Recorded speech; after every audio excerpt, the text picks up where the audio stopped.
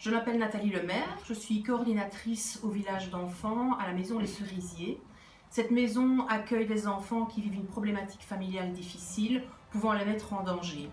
Le confinement nous a obligés à mettre en place un encadrement 24 heures sur 24. L'effectif éducatif n'étant pas prêt à ce genre d'horaire de prise en charge, nous avons engagé des étudiants qui ont été soutenants pour l'équipe éducative et qui nous ont aidés à permettre à ce qu'on mette en place un encadrement sécurisant et suffisant pour les enfants.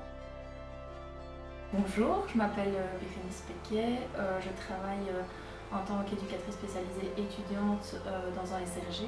Donc, je m'appelle Louise Dirks et je suis étudiante en tant qu'éducatrice au village d'enfants.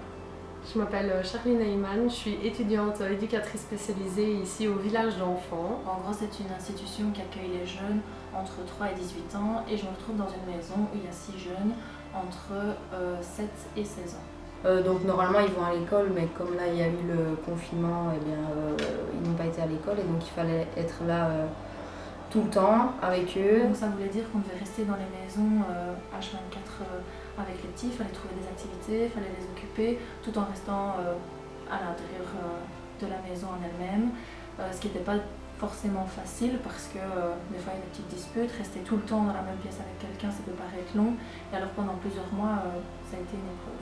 On a essayé de les occuper un peu avec des jeux extérieurs, des différentes activités, aller marcher dans les bois.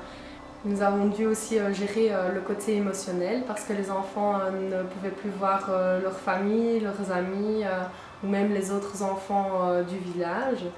Du coup, nous avons tenté d'être le plus à l'écoute possible et de les rassurer sur cette période qui a été difficile pour eux. Mais malgré des moments plus compliqués, nous avons appris à avancer et à vivre ensemble.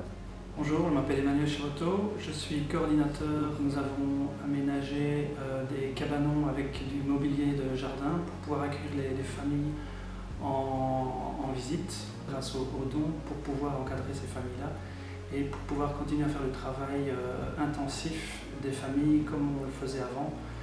Mais vu la crise sanitaire, nous avons dû aménager toute cette partie-là des visites pour que ça ne se passe pas dans les bâtiments, mais plutôt dans des parties extérieures aménagées.